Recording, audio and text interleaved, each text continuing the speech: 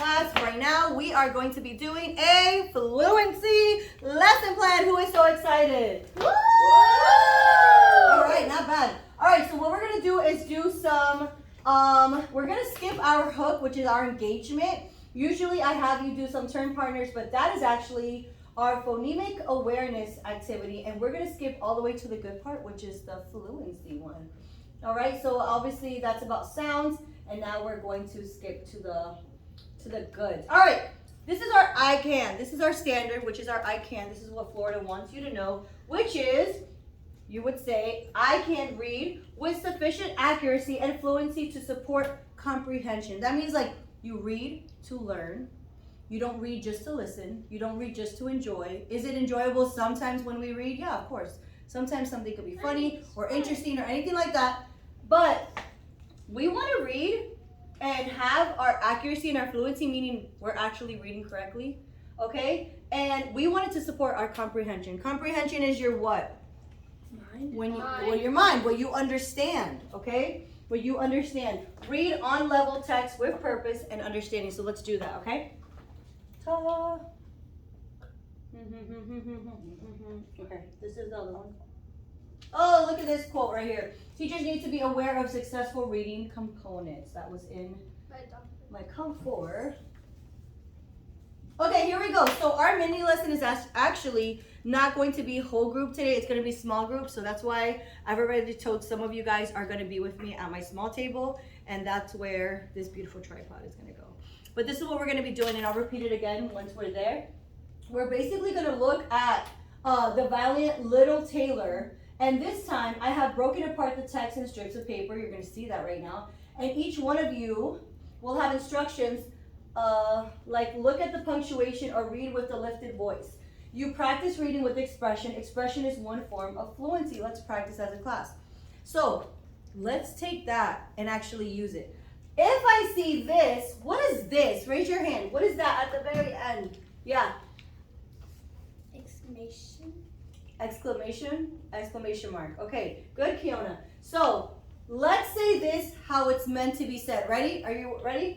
And go. Let's practice as a class. Okay, so I love that. Did you hear the expression? I even had Emily go, let's practice. She sounded like she was on Dora la Explora. Okay, now let's read another sentence and see if it even matters, okay? Let's see if this changes, okay? It's kind of long, but let's start from here. You ready? Yes. Right? Yeah. Ready? Sure. Yeah. Ready and go. This time I have broken apart the text in strips of paper for us to focus on. Okay, very good. Strips of paper for us to focus on. Okay, now look what I have for you guys here. Where did she go? All right, I know you guys remember this part because we laughed at this part when we read the story. We're going to practice first. Okay, this is what you're going to be doing in my small group once you're with me and once I call you. We're going to look at all these different. We have a period, we have an exclamation mark, and we have a Question mark. And then we have a period, but notice what we have in this one. I added another word and we have a comma.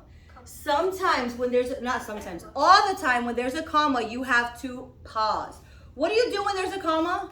Pause. Pause, okay? Just like you would at the end of a sentence, you are giving a little bit of a breath, okay? You're pausing, okay? So we are going to practice. I'm going to say it, then you're going to repeat after me. You're going to mimic or mirror the same type of expression and tone that I have. Some will be high pitch, some will be like question, some will be just kind of said, you know, in a monotone. Ready? You ragamuffin. You ragamuffin. You ragamuffin. You ragamuffin. You ragamuffin? You ragamuffin. Hey, you ragamuffin. Hey, you ragamuffin. You felt that pause, right? Because even some of us who lifted up our heads, it's kind of like, hey, you ragamuffin.